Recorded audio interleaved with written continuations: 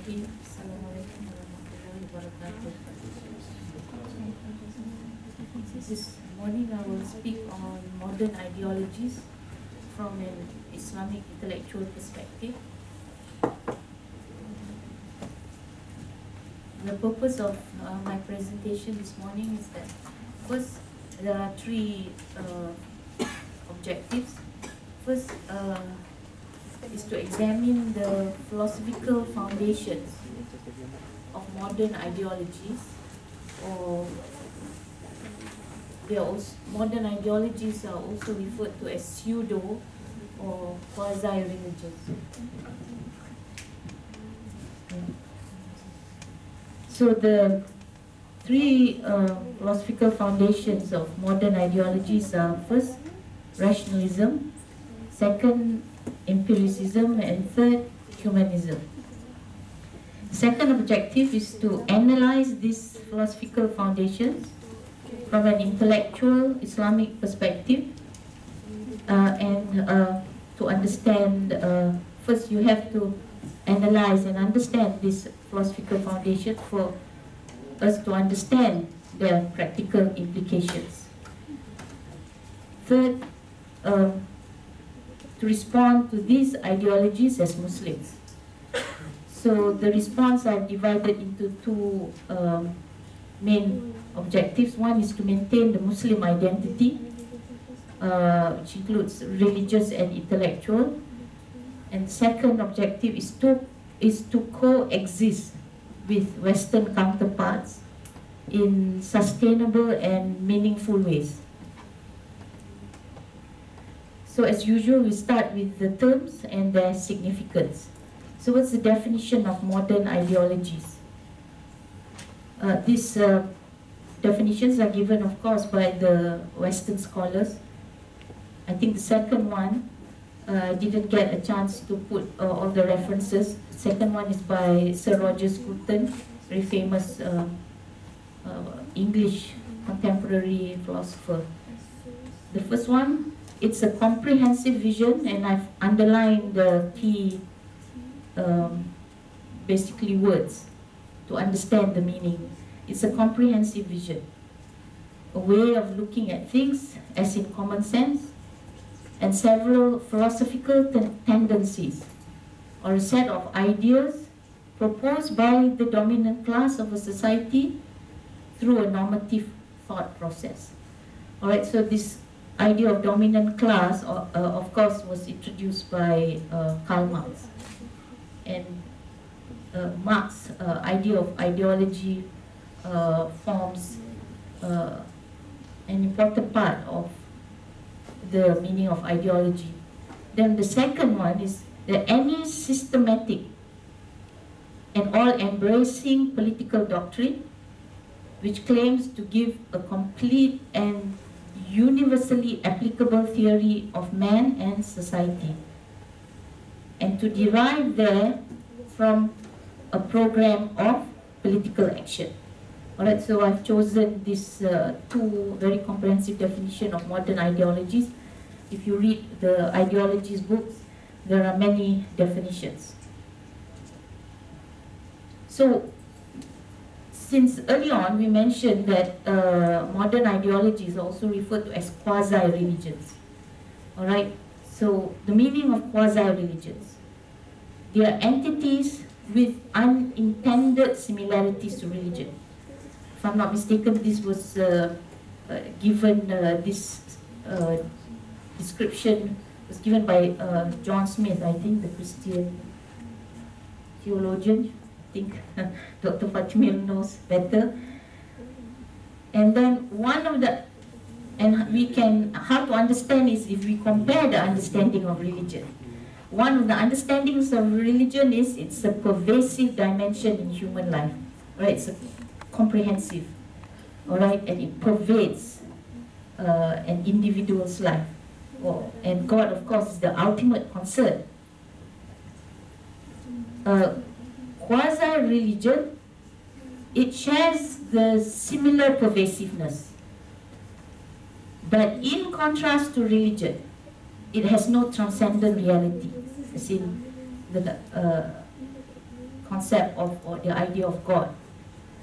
So the concerns of quasi-religions, and you can say modern ideologies, are finite and conditioned. Alright? In religion, the concerns are infinite and unconditioned, okay, when you refer to God. And of course, if you refer to the alam al-ghaib, what we call alam al-ghaib, or the metaphysical world, then its concerns are derived from social and political dimensions of human life. Alright? So, from just this examination of the similarity and difference, more difference basically, you can understand, you know, how modern ideologies are different from religion, and therefore our concern today is Islam. Okay, so therefore, you know, categorically, Islam is not an ideology, as a lot of Muslims also themselves think that Islam is an ideology. So here, religion, quasi-religion, ideology. Okay, that's the basically the terms that we have sort of looked at. So then the second question, the other question, okay, why Islamic intellectual perspective? Alright, because the title is Modern Ideologies from an Islamic intellectual perspective. Why not just Islamic? Okay, so here, like we said, ideology, alright, it relates to, it deals with philosophy, deals with thought. So therefore, you know, its concern is the intellectual dimension. So first we need to answer modern ideologies from an Islamic intellectual perspective. That is, we have to respond to modern ideologies intellectually and not juridically, okay, in terms of the Sharia or legal. Of course, Sharia is the foundation and the basis. But here, you know, if you want to respond to ideologies, which is a philosophical or a thought system, we can respond intellectually. So modern ideologies, okay. So where do these modern ideologies come from? Definitely not from the Islamic tradition, okay. So they are derived from European philosophy. It goes back to the Renaissance period, 14th, 15th century, and especially the 17th century onward, and basically the beginning of the modern age. So, and the modern period in the West, okay, philosophy replaced religion, and the rise of the ideology in the 19th century, basically.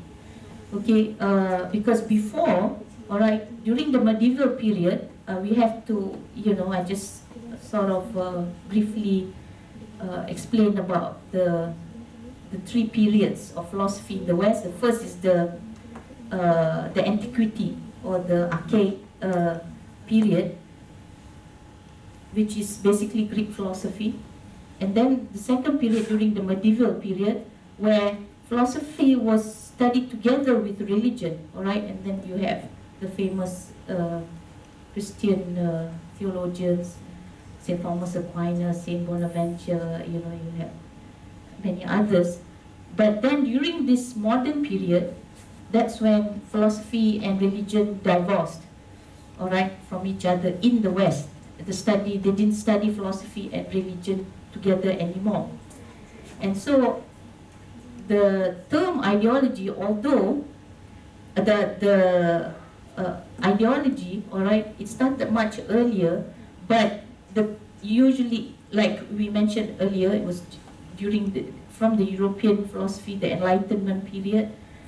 But the term ideology itself also, basically they say, is in the beginning of the 19th century with the famous ideologues like Karl Marx.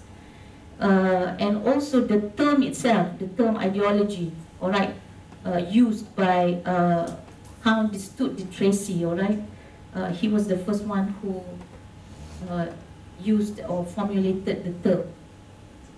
Okay, so now we look at modern Western philosophy, since we said that ideologies is founded in modern Western philosophy. So what are the salient features and the leading figures? So the features of modern Western philosophy, like we mentioned, rationalism, empiricism, and humanism. So of course, it began with René Descartes, the French philosopher, and he, of course, was given the title father of modern rationalism by the West. And this famous assertion, all right, of cogito ergo sum, I think, therefore I am. One cannot be a student of Western philosophy if you do not know René Descartes, and if you do not know this Cartesian doubt. Okay, what he means is that this cognitive act of the individual ego, of I think, and human reason, independent of revelation, as the ultimate criterion of the truth and foundation of existence. All right, I think, therefore I am. So we got it, as you can see, there's no God is not in the picture. All right, the individual ego can assert and think for himself. All right, and affirm his own existence. The fact that I'm thinking, therefore I exist. So this his assertion of this dualism, that reality consists of two dimensions or two substances.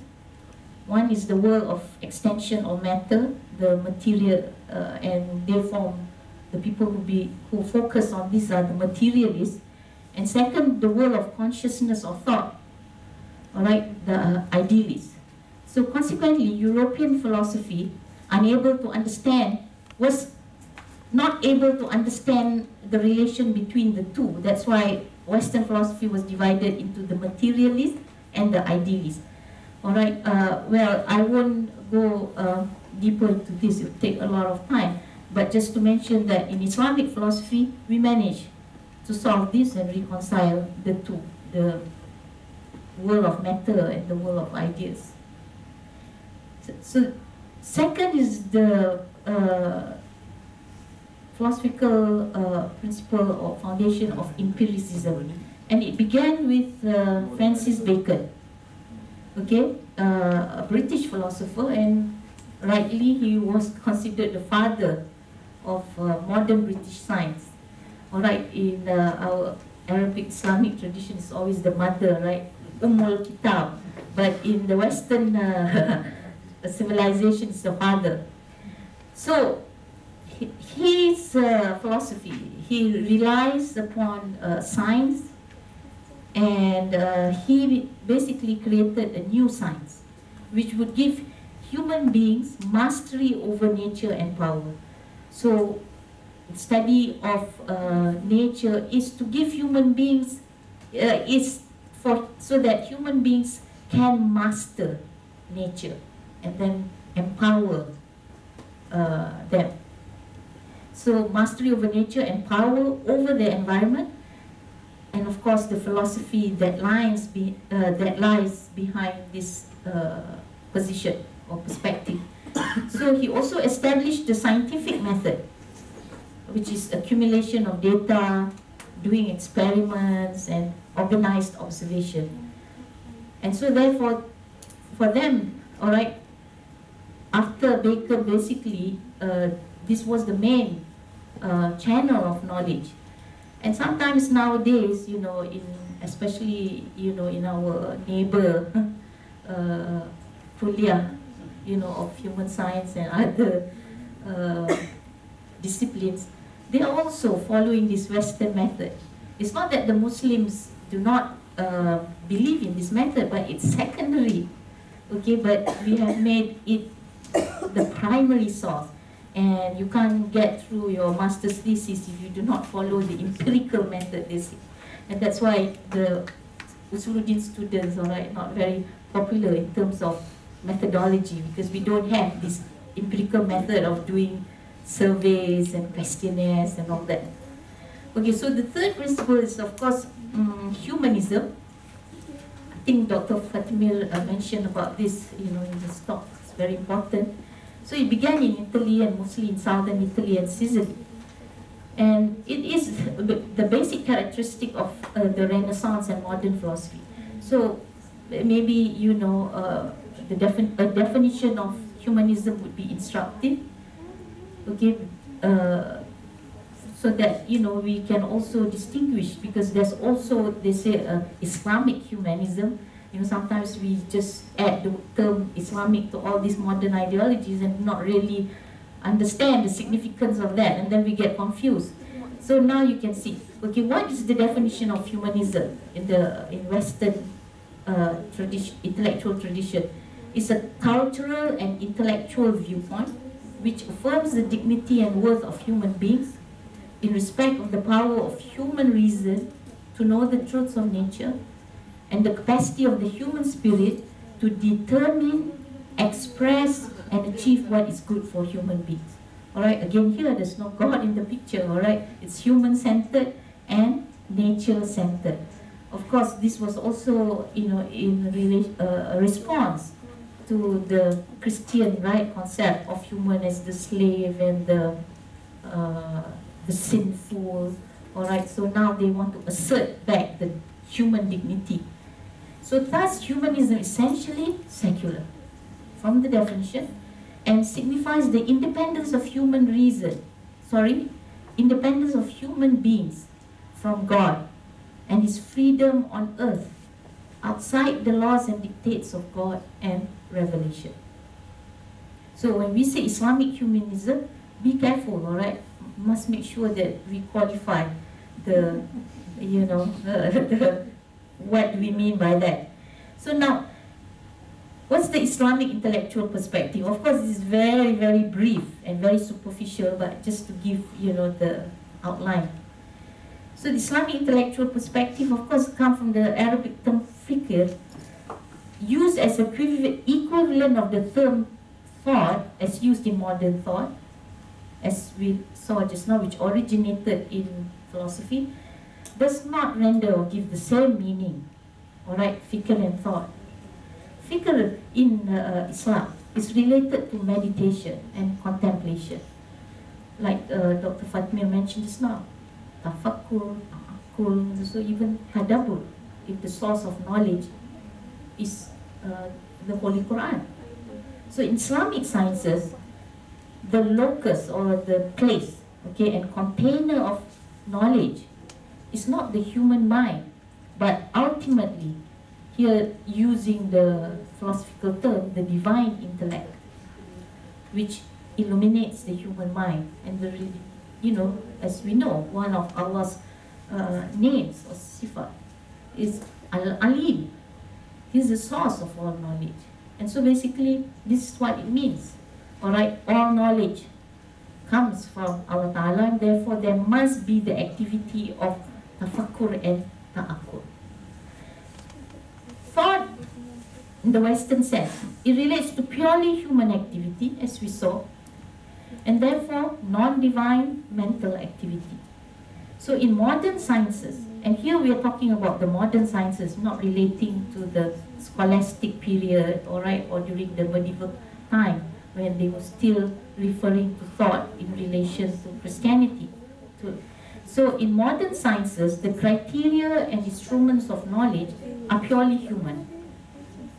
That is, human reason and the human senses. Rationality, rationalism, and empiricism, or the scientific, the empirical method.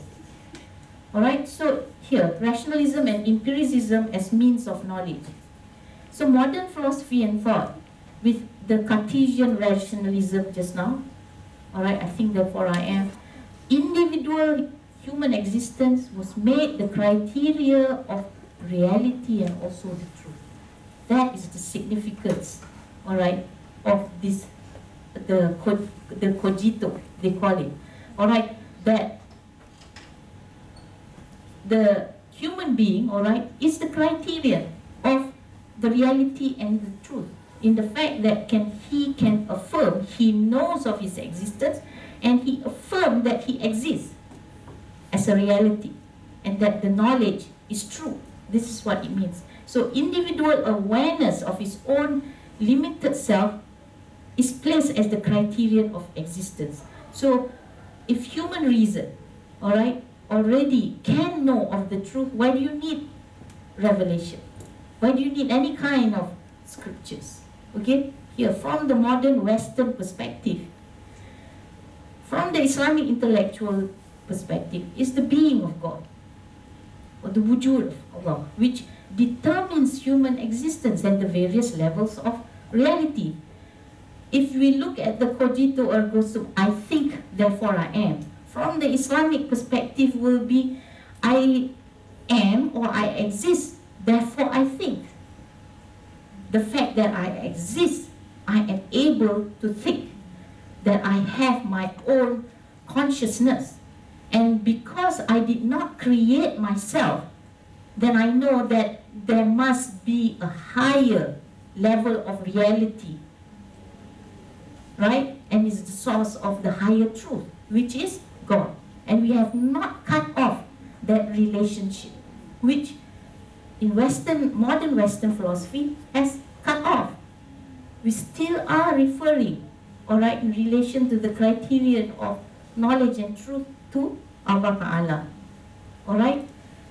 And here in Islam, the means of knowledge available are therefore revelation, wahi, intellectual intuition, and reason. Here, the intellectual intuition, okay, it is in the Islamic intellectual tradition, you know, and the scholars have referred by many names like thou, you know, like Imam Ghazali used thou, or kashf, even in Arabi, or shuhud, witnessing, or shahada. All right? Perception. Yes, basically it means the same thing, this intellectual intuition. All right? So, of course, revelation is the primary source of knowledge. Reason, like we said, we do not deny the use of reason. It's also a source of knowledge, but it's always attached to and derives sustenance from revelation. Where do we get it? Revelation is a higher source of knowledge. We get it from wahi, and as well as this intellectual intuition. What this intellectual intuition, all right, we can study much further, but not here. Intellectual intuition or visions involves, and here is the spiritual element, you know, in the Islamic intellectual tradition. We just don't use our mind, devoid of the heart. All right, there's always, when you talk about looking Talibul Ilm, it always also deals with tazkiyatun nafs. All right, has to deal with the purification of the self, of the soul. All right, and there's the Ainul Qalb, okay, in the many verses in the Quran, which says that we talk about the eye of the heart, which enables human beings to gain direct vision. Okay, which the term just now, you know, kashafa, that basically is the Quranic term for that, and it deals with the metaphysical realm, the alamul ghaib. Okay, I don't think I have time, but I can maybe later. All right, there is also you know, this concept of intuition. You know, we can give evidence for that in our mundane life, but I want to finish this first. So modern Western thought rejected both revelation and intellectual intuition because they do not consider intellectual intuition as scientific, because it's more subjective. How do you verify somebody's experience? Basically, it's based on experience, right? As a means of knowledge. So, and declared the independence of reason from both revelation and intellectual intuition. So that leaves them with just two channels of knowledge. So in the domain of the sciences, neither empiricism nor reliance upon the data of the senses as confirmed by reason can serve as principles in the metaphysical sense. So in the world of nature, you can only use the empirical method of observation, right? Using of your senses. And then you confirm it by reason, okay, and that they can serve, all right, but not in the as principles in the metaphysical sense, all right, so they can't. So contrary to the Islamic sciences, in the absence of revelation and intellectual intuition, the modern sciences are not attached to metaphysical principles and not integrated into a higher form of knowledge. Alright, so it's just at the level of the natural world or the physical world or the phenomenal world. Alright, it's not integrated to the nominal or the metaphysical world. Alright, because they do not have that channel of knowledge to attain the knowledge of the metaphysical world or the alam al-ghaib, alright, which we call, the Quranic term of which is the alam al-ghaib. So that is, how much time do you have? Oh, okay. Alright, so then the third is the humanism. So this, what's the Islamic conception of human being, alright, human. So, and of course, insan, it differs profoundly from the modern. So the Islamic conception of human being is insan. First, we are the Abdullah, the servant of God. Second, vicegerent on earth, Khalifatullah fil ard. So the human being, okay, from the Islamic intellectual perspective, is created to actualize his purpose. Actualize the purpose of being the Abdullah and the Khalifatullah. Or seek perfection, alright? Talibul Kamal, and attain eternal happiness through intellectual and spiritual growth. So basically that is the purpose of a human being. Okay, so especially in Islamic philosophy, they talk about potentiality and actualization. So we are all we are human beings, all right, but we do have the potential, okay, of becoming the, and this term I do not like to introduce it at this point, but the al-insan will come in. Okay, basically that's what we are looking for. Okay, and Allah Ta'ala has showed us a concrete example of the al-insan will come in, who is the Prophet ﷺ. But of course, he's also a prophet. But in terms of our attainment, okay, it's always in degrees. But we do not have the function of being a Nabi and a Rasul. But in terms as a human being, that's what we are supposed to actualize ourselves. Okay? So the role of human being, again here, therefore, is very different from Western humanism. It's not the glorification of ourselves, alright, as is in humanism, to glorify yourself, alright, emphasize the dignity of the human being,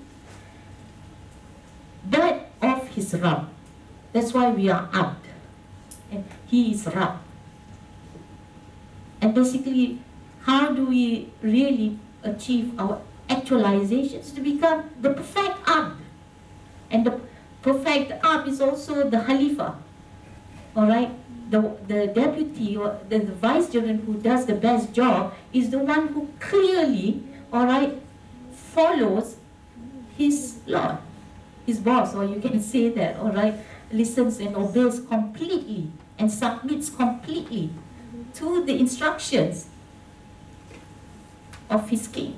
Alright, so the guidance here is the revelation, again here, is to which human being is tied, not only in its aspect of law as embodied in the Sharia, but also in its aspect of truth and knowledge, alright, which the Islamic intellectual tradition emphasizes. Alright, Sharia is everybody has to accept it.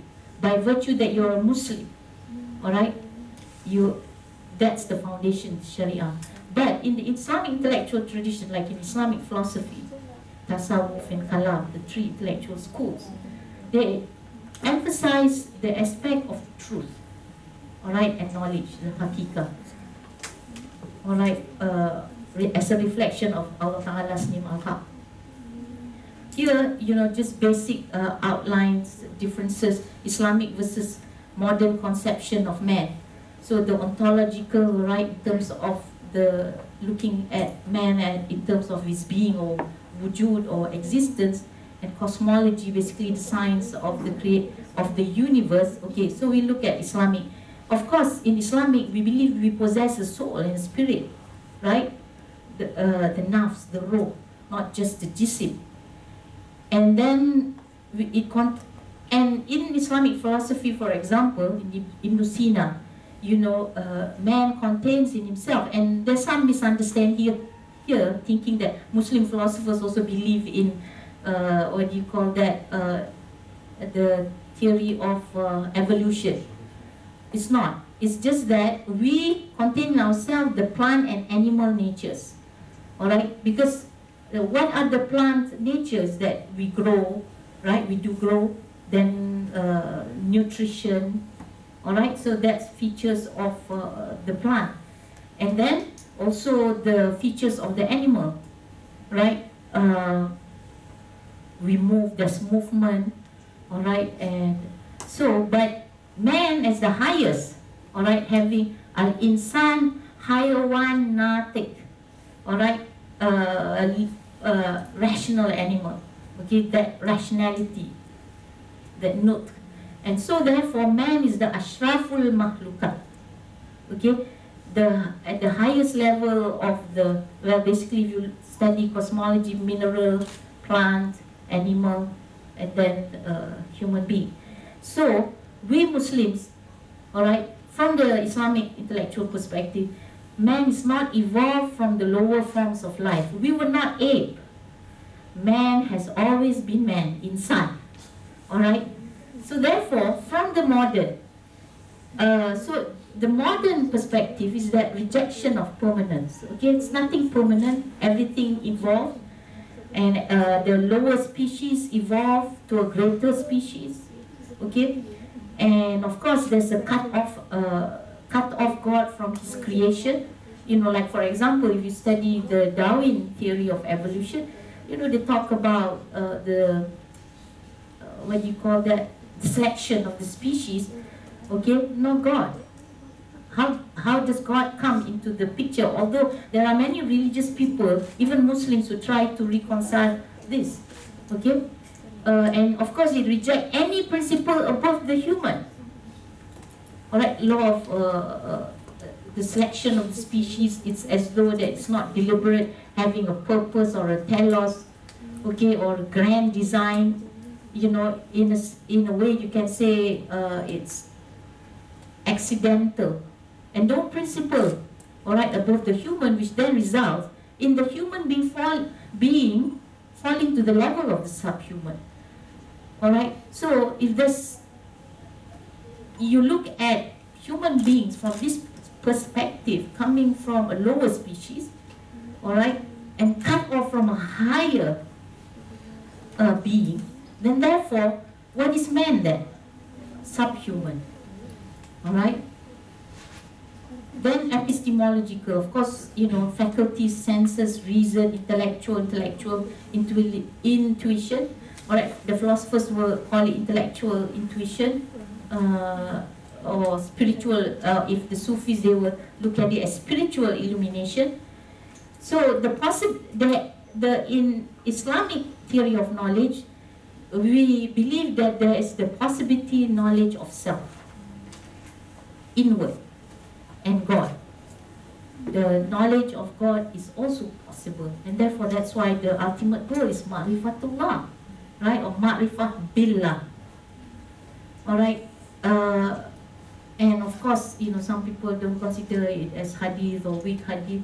Man arafa nafsahu faqad arafa rabbahu. Alright, this hadith which many Muslim philosophers and Sufis use to try to explain, okay, this channel of knowledge available to man.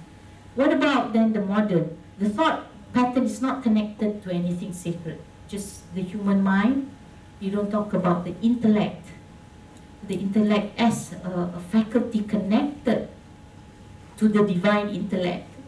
Alright? And it's nothing sacred. Empirical, you just, observe and look at, the world, doing your experiments, collecting data. What's the sacred activity in that? Alright? For the Muslims, of course, we always refer to the Quran. So it replaces the divine order by one purely of human origin and inspiration. Again here, that's why modern, I think I don't want to jump, alright? So then the eschatological, alright? The consciousness comes from God and goes beyond death, alright? We believe that, this our life here, alright, but it is not the end of our, it ends our life here, but it's not the end of our existence, alright? And so therefore, it goes beyond death. We believe in resurrection, we believe in akhirah, alright? And we believe in inna lillahi wa inna ilaihi raji'un. We return to Him ultimately, alright? So, and the creature of this world is temporary, and afterlife or the original home, this is just a journey, a life, a temporary abode. Our final abode is with Allah Ta'ala or in the Al-Akhirah, alright? But the modern, let's look at what's the modern eschatological perspective. In fact, they don't have any. We are talking about the modern absence of eschatological realities. Man is purely a human being, alright? Is purely an earthly creature, master of nature, responsible to only himself. Of course, there's also the secular humanistic ethics. They talk about the societal order and all that. But you're not responsible to a higher being. They talk, when you talk about doing good or avoiding evil, all right, reward and punishment is just not of this world. You also talk about the next world. So transcendent principle is forgotten. So it subscribes to this utopianism, which is very important term, right? Which Fadli is is an expert. He gave a talk about it in our class last night, which seeks to establish a perfect social order through purely human means, which of course is impossible. Okay? It disregards the presence of evil in the world theologically and aims at doing good without God. How is that possible? And this world is not meant to be a perfect world in the sense that it is limited, it's conditioned, right? When we say that it is bound by time and space. It is limited. And this world, okay, from the philosopher's perspective, is that this is the world of potentiality. It's not of actualization, right? And it's also made of matter, and matter, which is, as we know, have limitations, okay? So therefore, from the Islamic perspective, by modern, therefore, now we can conclude, does not mean like we always use the words contemporary, like, oh, I'm a modern mom, like that kind of contemporary, or, I'm a modern student, I'm up to date, I use PowerPoint 10.0 or something like that. Is there a time 10.0? Or, I'm up to date. All right? Not in that sense of modern, all right? It also does not signify something that's successful. We always think, oh, modern technology is the best. Modern education method. Modern transportation. We sort of give the connotation that it is successful or it dominates the natural world, right? Modern technology. Or you can farm like 10 acres without using human labor.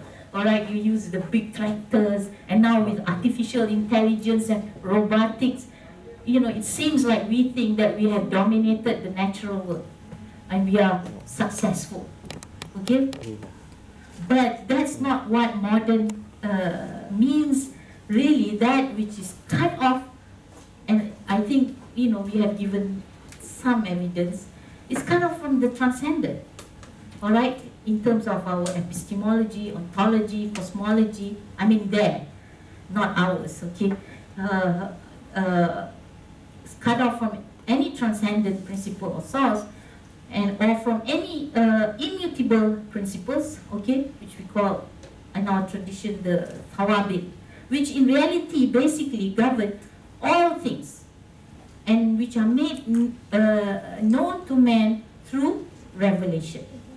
So modernism implies all that is human, and now even subhuman, and all that is cut off from the divine source.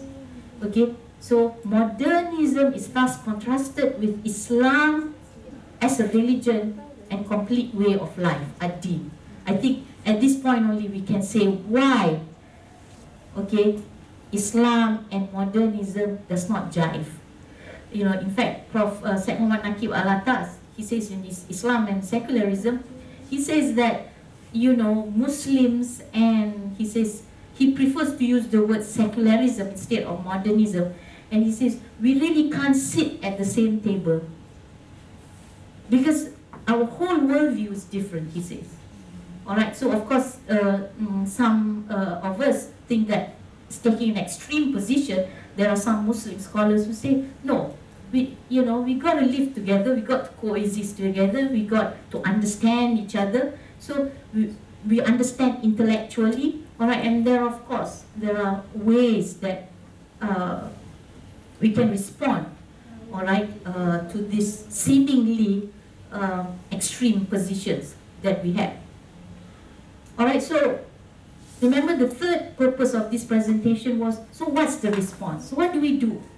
You know, it seems like this is our worldview, this is the modern Western worldview, but it's a globalized world, and we are closer than we think we are, living in this virtual reality. Alright, so with the understanding the significance of philosophy in Western civilization and consequently modernism, so the meaning of modern phenomena in all fields, for example in science, politics, economics, education, and social realities now, we can say is more easily understood. Before we didn't really quite understand what is this modern Western mind about.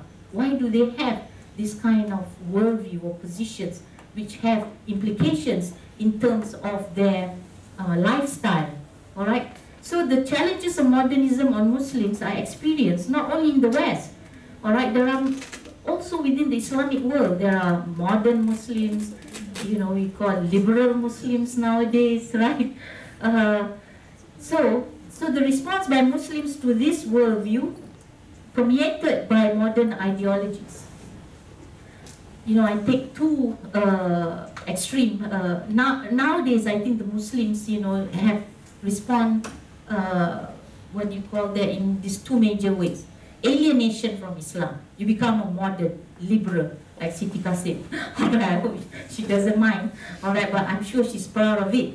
Alright, that she's very Western, because the fact that she thinks she's modern, because she thinks that, you know, it's a very successful worldview. It's a very dominant worldview. It's a very rational worldview. Alright, so you take the alienation from Islam, represented, for example, by modernists or the liberals. The second response that we tend to take is one of anger. Okay, for example, ISIS. Intense emotion or even violence, and we blame everything on the West. Alright, even our own problems, well, it's the West. It's the West's fault. Or Trump, it's Trump's fault. Alright, represented, for example, as fundamentalists. Alright, here, because you know, of course, when we say we are fundamentalists, we go back to the fundamentalists of Islam. But the West call it fundamentalists as, you know, I think more close in relation to the meaning of extremists. Okay, they say that we are not moderate. Alright, we want to hold on to our position and our worldview. So the essence of an Islamic response to the modern world consists of the religious, spiritual, and intellectual aspects of human life. But here, since I'm talking about the intellectual response, so what should be our intellectual response be? Maintain Muslim identity. Alright, but I think I remember Dr. Amran mentioning, alright, because I just came in just now, he spoke that we must maintain our Muslim identity. And this Muslim identity must be founded on principles of Tawheed. and Sharia. And if we think these are just abstract concepts, abstract philosophical concepts, all right, here as there's a concrete example, all right, of the Prophet of Islam. And he's not a distant example. He's a living example. All right. So the Muslim Ummah, which shapes Islamic civilization as a knowledge community with a distinctive knowledge culture. And this knowledge culture, okay, and looking at the Muslim Ummah as a knowledge community that I think we have forgotten. We Muslims ourselves have forgotten.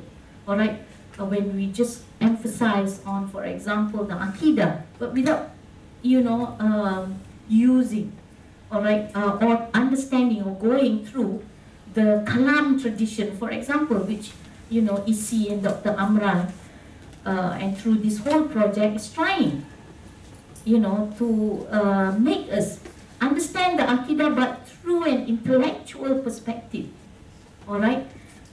And this is how we engage with the modern, the ideological, or the Western, modern philosophical thought of the West, because they do not believe in the, for example, the Quran and the Hadith, astaghfirullah, but we can still engage, respond with them intellectually, all right, using the same principles, the same intellectual, using the intellectual principles in the sense that, okay, we have this rational principle, we have this empirical principle, which may be different from theirs, and we can discuss their philosophical ideas, all right, but having a different position. So, because we can't,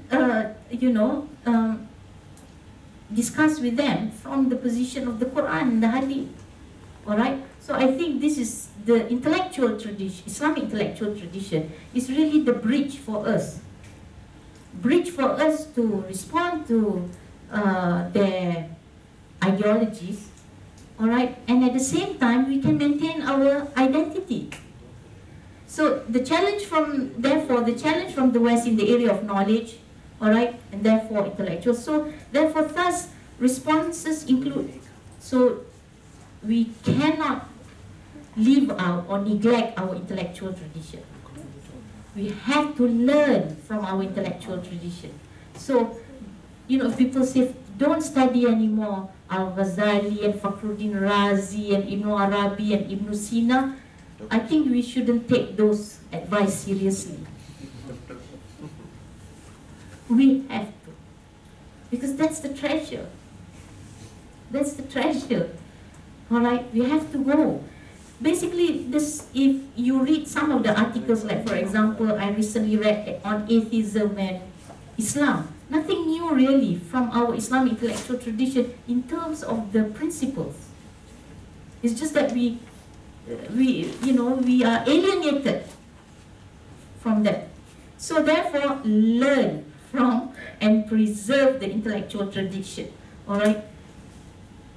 And then, of course, drawing from it responses to my modern ideologies such as, atheism, agnosticism, secularism, materialism, scientism, etc. There are 1,001 of isms, of ideologies if you check in Google. Veganism, all right, and all these other scientific theories. So, and this, what the response? Actualize the Islamic responses. Apply the knowledge to concrete situations individually and socially. All right, so it's just not theoretical, it's also practical. Actualize them. Then defending Islam from distorted interpretations. We do have an obligation and responsibility to fight the batil. All right, so therefore, and of course, some of these distorted interpretations that Islam, for example, is not a rational religion. It was made by the previous Pope, I think, 2 popes. Oh, I think previous Pope, yes. And of course, the whole, Islamic ulama entourage, refuted him. And then, of course, avoid sectarian opposition, which drains our spiritual, intellectual energies of the Muslim Ummah. Alright, so the second, we said that to coexist harmoniously. Alright, we don't want wars. Look at the Middle East now. Alright, we want a situation like Malaysia. Alright, so anyway, coexisting harmoniously with Western counterparts in a sustainable, we want it to be sustained and meaningful.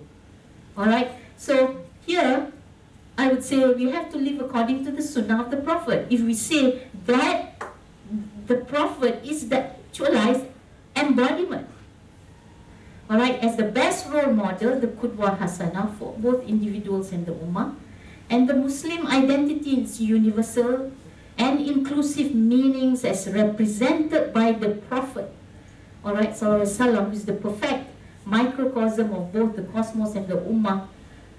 Alright, this, Wallahu Alam, Alhamdulillah. Alright, so I end. Thank you, Dr. Megawati, for the previous sharing moment for her presentation. So now, open the floor for any question that you want to ask something or you want to share. So you are welcome to share anything.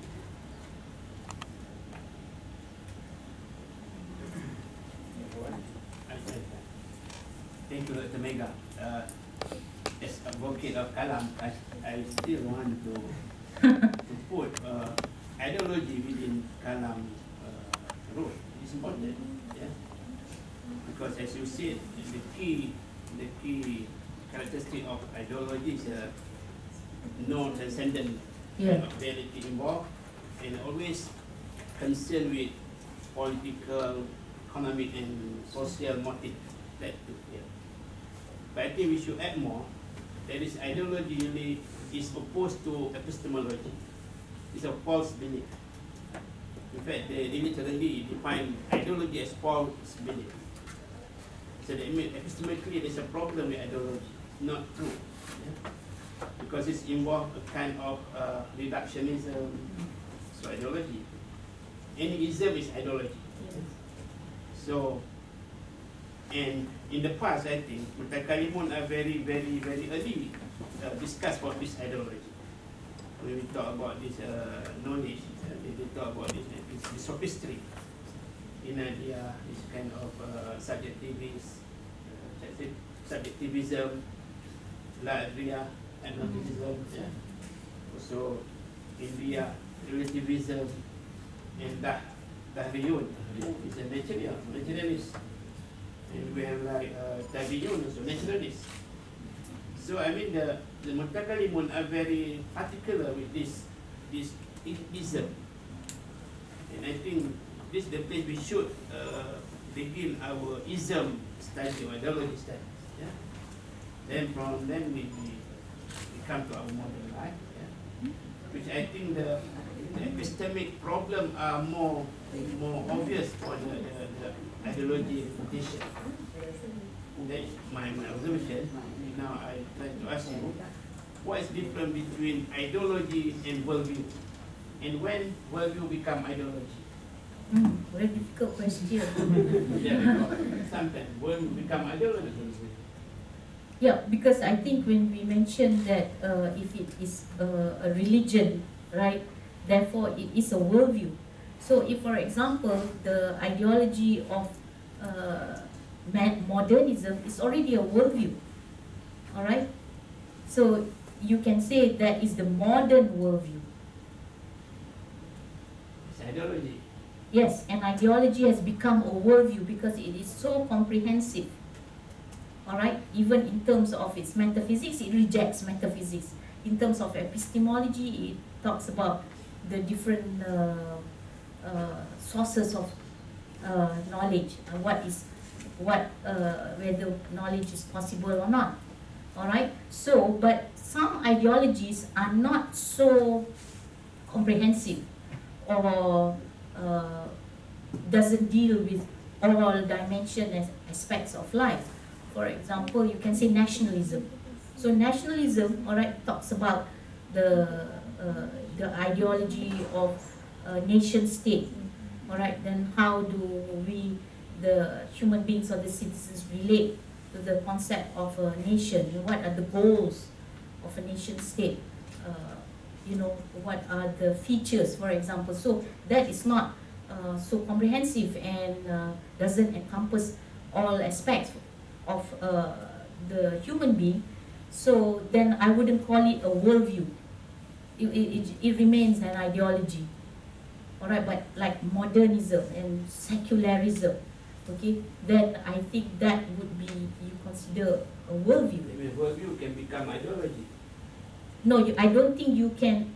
Well, the worldview, all right, is from an ideology, but it is very comprehensive. All right, so an ideology, not all ideologies are worldview, but worldview, okay, you can say is formed from ideologies. For example, like the modern worldview, you can say that it, people who have a modern worldview or who have a modern perspective. So you can say that the ideologies they believe, you can say that they are what do you call that, capitalist or liberal or materialist. All right, they do have certain ideologies which form the worldview. How about some Islamic political worldview become ideology? Is there Political, yes. You see, from the Islamic worldview, you see that's the misunderstanding. Islam is not a world. Well, it is a worldview. It has a worldview. All right. I mean, but it is not an ideology. But political Islam is ideology. Yes, it is an ideology. That's why it should. I think there's a problem there. Islam cannot be a political ideology. Because for example, some Islamic political parties, of course, here we did not look through the characteristics of an ideology. Ideology definitely must have a goal culture. What are the specific goals that the ideology is trying to achieve? All right. So if, for example, they want an Islamic state, okay, that is their goal culture. Okay, what if, how to attain that goal, okay, which or the goal culture, if it is against Islamic teachings? For example, like the IS, you have to kill children and innocent women and children and innocent people, and you do not adhere to the Islamic principles of warfare. But in terms of the goal, you want an Islamic state. So it seems there's a conflict. So therefore, you see, for me, I don't think there is an there's a political ideology, because it's conflicting really. But you read all the. But unless of yes. This is Islamic ideology or Islamic. Well, they don't have to be necessarily right? In the sense that if we have these basic parameters of what is ideology, basically ideology is not from our tradition. It really grew from the Western tradition. If we look at the history. And what is the term ideology in Arabic? Really, where is it? Ideologia? Yeah. So in the sense, okay, in Islam, we have the Islamic teachings. We don't have these ideologies which, really are very expedient, because they have their own goals. And sometimes, what if the goals are in conflict with the Islamic goals? Okay, for example, even nationalism itself. You see, now people are talking, it's being, if you talk about, you emphasize on one nationality, at the expense of or discriminating other nationalities, that's not Islamic. You see, so therefore, I would suggest, my humble opinion is that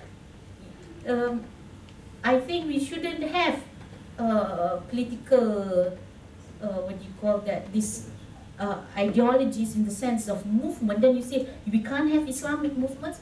Yes, we can, but I think we still have to refer, to the Islamic principles and not have our own so-called ideologies, but we justify with Islam. And sometimes this is what's happening even in our own country, isn't it?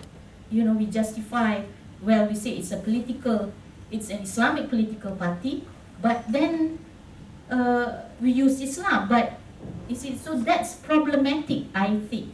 So we can have a movement, but Islamic movement, but it's not formed or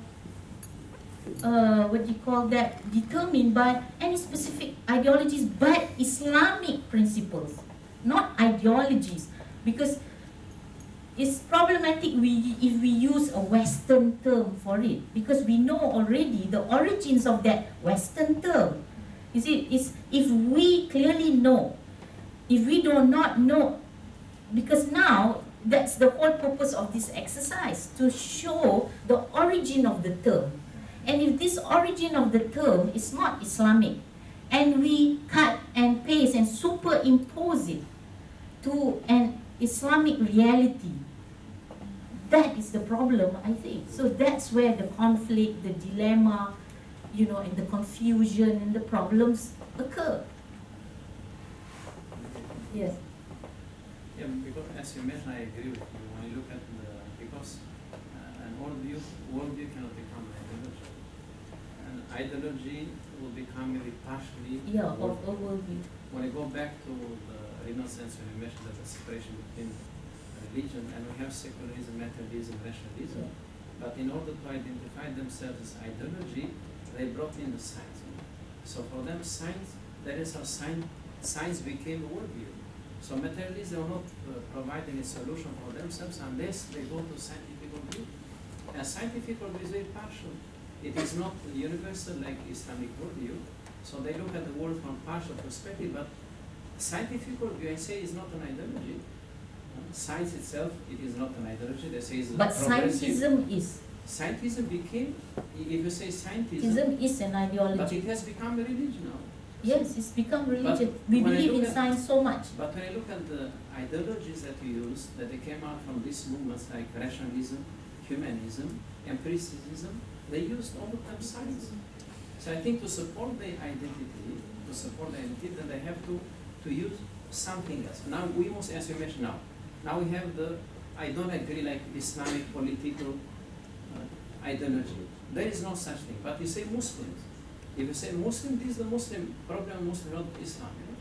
Islam is no such thing. Yeah. But when Muslims they go away from Islam, then their world is becoming weak. So they look at it from their perspective, the way they look at partially. So now when they go out, then they give us a different perception. So this is what I understand. The promise you mentioned is from. Yes. Yeah, because we took a Western term and applied it to our worldview. Yeah, they look at it. And so that's a problem. We have another question from Nasib. Professor, it's always nice talking with you. I want to connect with this question first. Recently, in 2016, Henry Kissinger has written about world order. So he is defining worldviews at a continent of the world, like Hinduism, Islam, Western worldview, and ideologies can be considered the states within that continent, the countries within that continent. Because worldview very comprehensive. They want to establish a world order as per that worldview. And ideologies are the states. Some are thinking like this, some are thinking like this, but at the end results is the same. They related to that. And my questions are this. You started with René Descartes and you introduced him as a rationalist. I was wondering why you didn't introduce him as skepticism. Because he was, no, the René Descartes. Oh, yeah, because he is very popular for his skepticism. I think Hume. No, Hume was the one who was a skeptic. Hume. No, Rene Descartes, when Yeah, he both. says, Skeptic rationalist.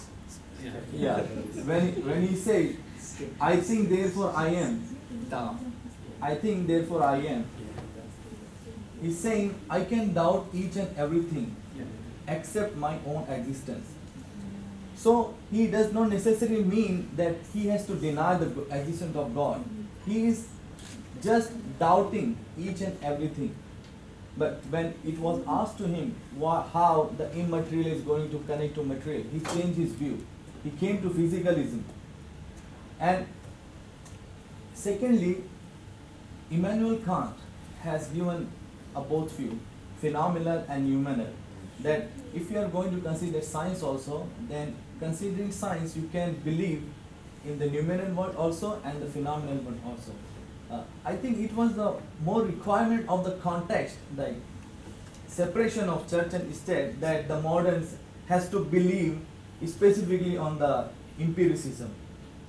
And the third, you said that the modern scholars quite refer to Islamic scholars on the theory of evolution. You mentioned that. There's some Muslim scholars who believe that. Yeah, and actually I have a reference.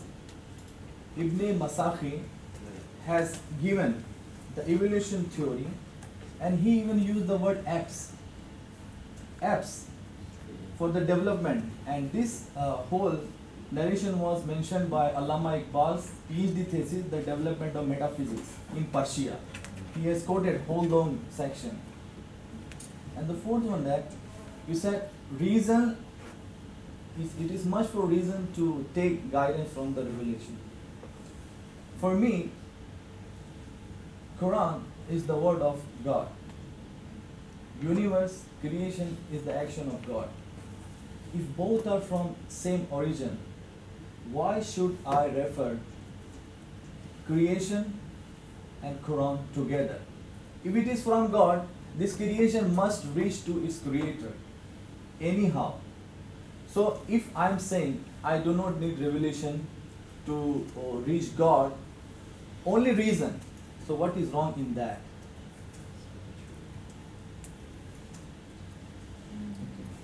So, That's all. so how many questions do you have? Actually, No, I forget now. One. Okay, Actually one. let's talk about that. The last one. The Oh, last the one. last one. All Okay, but I one just no. wanted to talk about First comment. The last one you asked. about Descartes, right? Yes, Descartes. All right. He was a pious Christian, right? He didn't disbelieve in God. All right. So, but in the sense that that is his position, that you can refer to yourself, your own, using the human reason to come to the truth. All right, that is the significance of that. But the Okay. difference was David Hume denied the necessary causation. Yeah, David Hume was a skeptic because he says that ultimately, okay, we cannot know of things. We have no knowledge of things. Of course, the famous he doesn't believe in causality. He says the fact that you see fire burning the cotton, Yeah. he says you do not know actually, and you cannot know really whether the fire really burns the cotton. So Al-Ghazali is All a right. word also. Can be something else. In Islam, we say it's the hands of God. We say it's the will of God which burns it. But for David Hume, he didn't mention that. But he is saying it's just the habit of the mind that every time there's the fire first and then we see the burning. So therefore, we correlate it It's Al-Ghazali in reality. So we say that. But he said, really, do we know? So it is a skeptic. But in Islam, all right, we are not skeptics. We believe. Either you want to believe in causality, the philosopher's position, or you want to believe in the will of Allah Ta'ala in terms of occasionalism as a mutakallim, it's fine. And that was contributed to the richness of our intellectual tradition. Okay, so that was the point that I wanted to bring. Okay, the point, like you say, what is wrong that I use my reason? Yes, the philosophers, Okay, Dr. Amra is like looking at me like that. He said, you're supposed to speak about Kalam. But you keep on talking about philosophy. Okay. Kalam is your philosophy. Yes, yes. Okay, especially the later, the Muta'akhirun, right? The philosophical, like Al-Ghazali, in fact, also. So, when I was thinking about, so what's the point now? The philosophers, they have always maintained, okay, about causality, which basically is the basis of science, for us to know the nature of things, right? So it is not wrong that we use reason, but it is still secondary.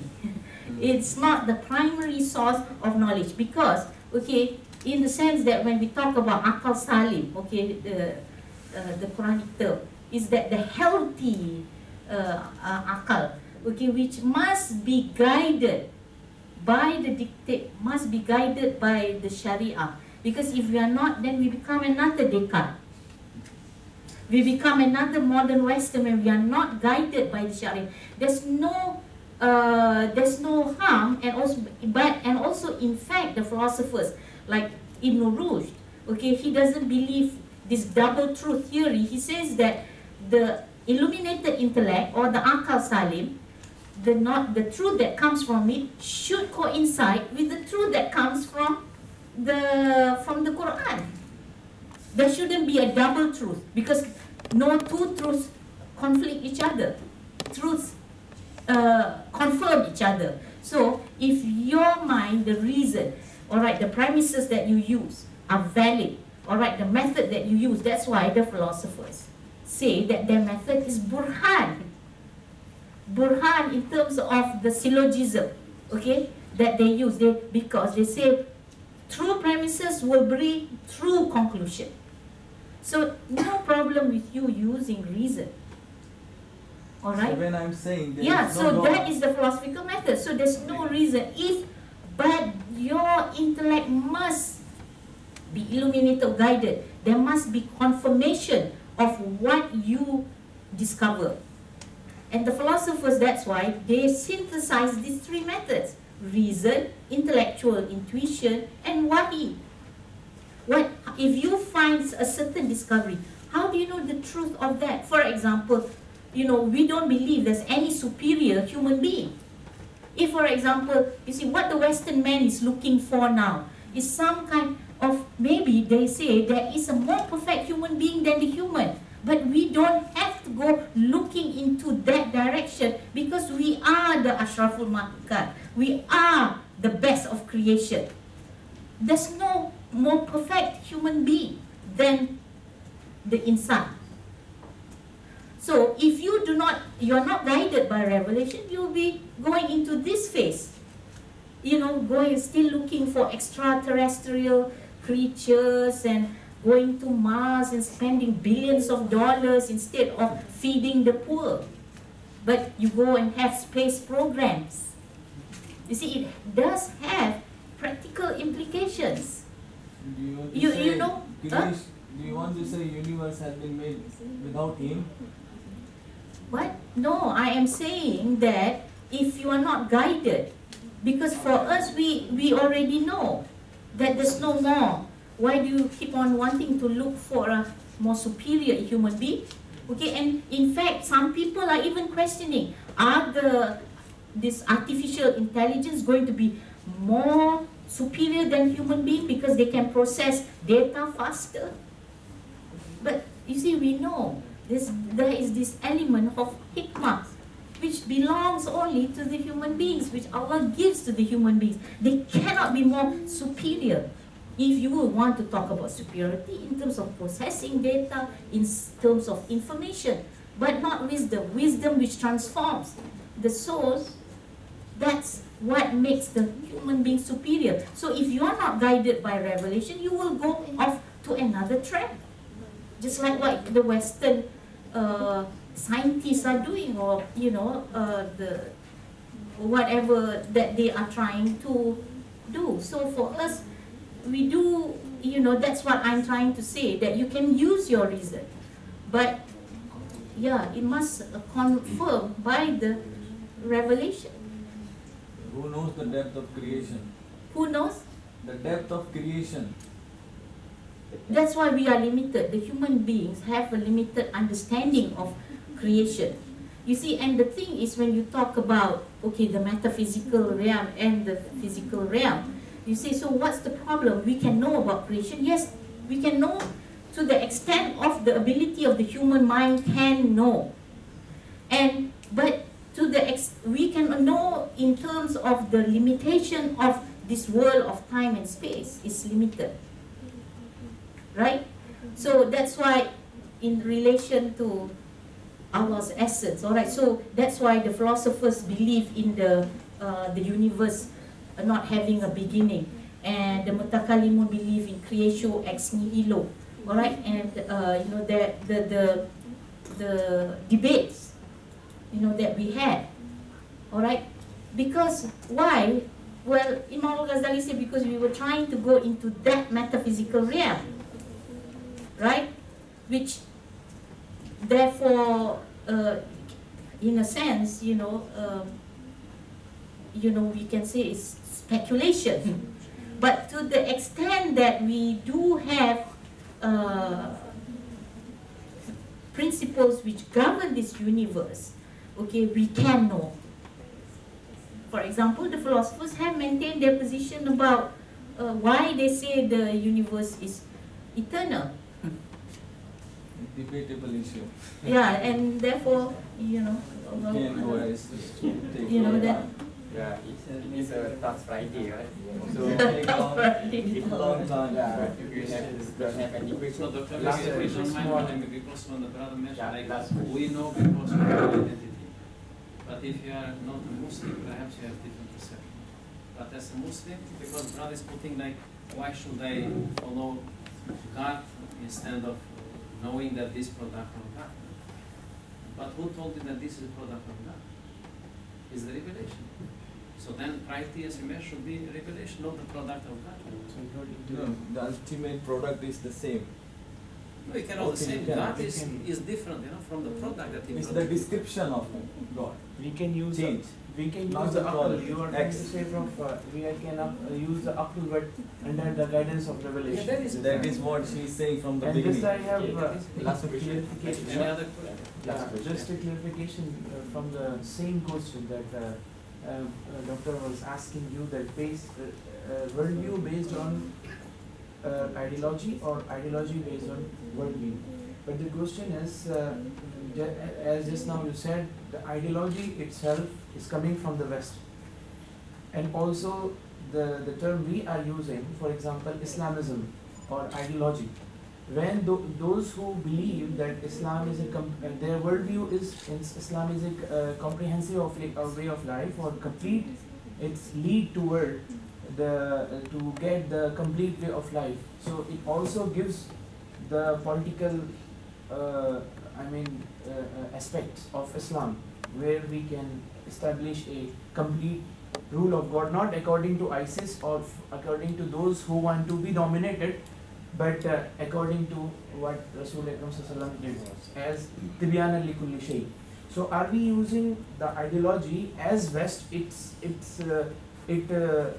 clashes with their ideology of secularism, and since they have a horrifying legacy of the clash between church and the state, so they are using the same thing for Islam, and we are falling on their trap, not using taking the ideology from their own perspective, not from our perspective. We are defining the word ideology.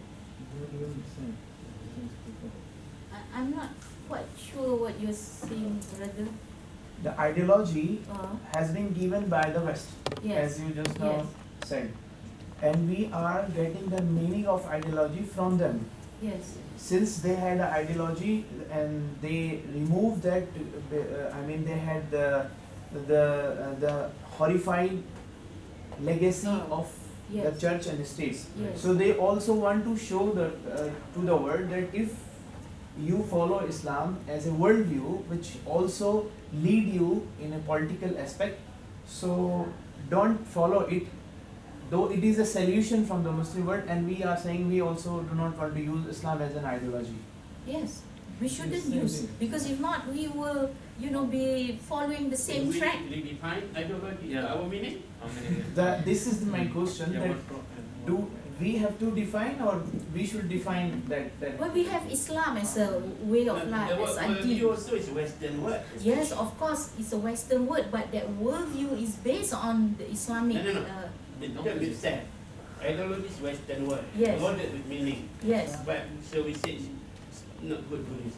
But worldview also a Western word, loaded with meaning. You can use it. Yeah, because ideologies, they have their own separate, they have their own goals. Worldview also. No. Worldview are very Yes, loaded but word. you see, for And example, word. but worldview is a comprehensive, okay, in the sense that if you want to use deen, you can. But definitely in terms of when you talk about a worldview, there are elements, religious, spiritual, epistemological elements in that worldview. For example, in an Islamic worldview, there's the concept of God. There's the concept of nubuwah, concept of prophet, concept of knowledge, concept of happiness. They're all elements of a worldview, all right? And those concepts are derived, all right, from the Quran and Hadith, all right? So, but ideologies coming from the West, for example, liberalism. The word liberalism, all right, or the ideology of liberalism coming from the West, and you put the term Islam, it doesn't jive.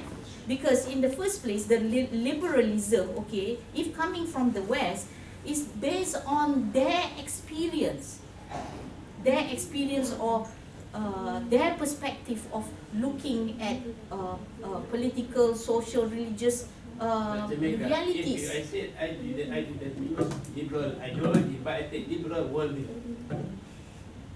Same thing. If if you want to say, then therefore if you have, okay, if the concept, if the ideology, okay, and the worldview is from the West, means the same thing. What are the features of ideology, of liberalism? Unless, of course, why not you have in terms of what you call that, using it from our own Islamic, okay, understanding of because, like, for example, if you are saying that conservative and liberal worldview, so from, if you say about conservatism totally, okay, perhaps there are some features of Western conservatism that we as Muslims do not fully agree. In the sense that, if, for example, if a conservative mean, to adhere to a certain, what you call that, features or characteristics of a certain society or age of society.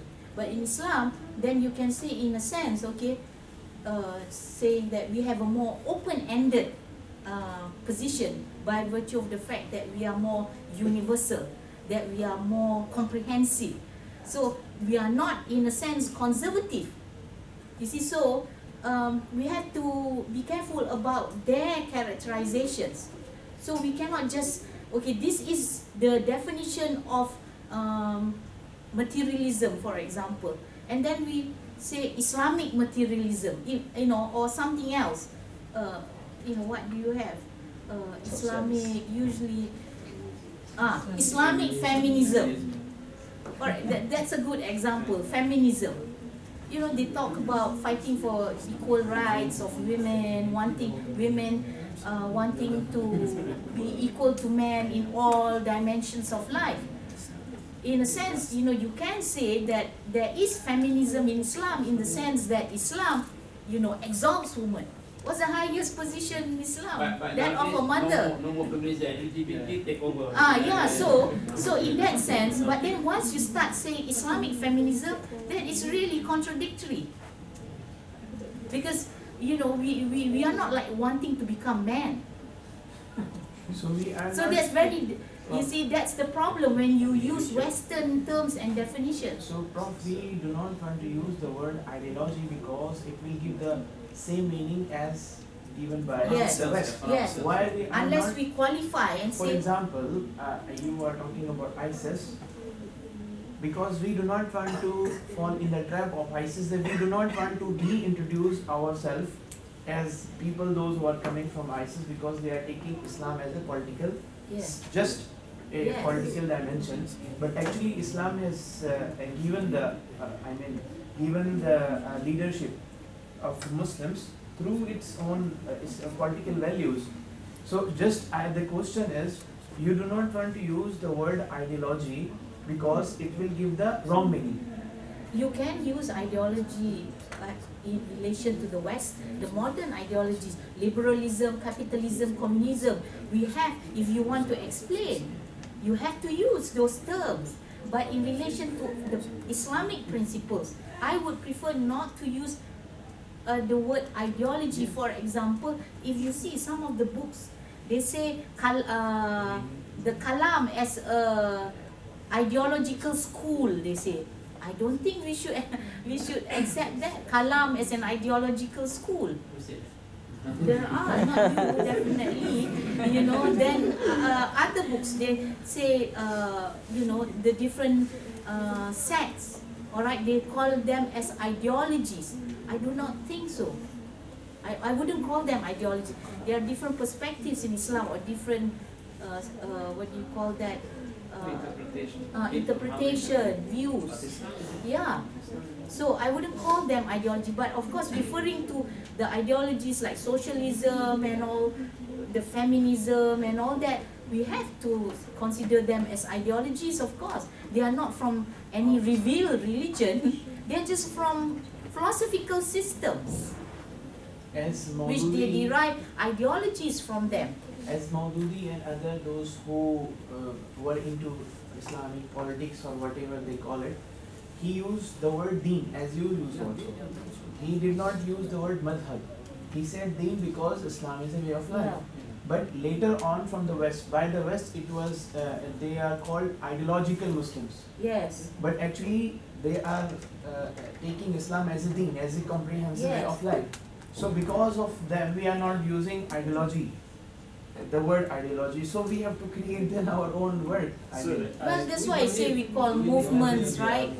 Islamic movements. And even if you use ideology, you have qualify the meaning. It's not the same meaning like you say. And you see, like the Western people, they are always like that. They make things convenient. They say, okay, oh, Maududi, okay, looks like this. Oh, okay, then let's call, they believe in this ideology. Yeah, this ideology. Actually, I'm really sorry, I need to cut off the discussion session because we need to make a preparation for Friday Jumaat. So, okay, we end our discussion session, and I think we need to give a thank you to our both speakers, which both of them give their excellent presentation to us. And also I would like to thank to all of you because of your participation, because without you all there is no program today. And I would like to invite all of you to our third stage session, which will be held on 30th November. Topic is Unraveling the Confusion of Religious Pluralism by Dr. Hasina Ibrahim. And the second speaker is a topic on a survey on the development of Kalam in the Islamic tradition by Assistant Professor Dr. Nur Amali, both in English. I would like to invite all of you again to the third session. And if we don't have anything, so we close our program by reciting Surah Al-Asr.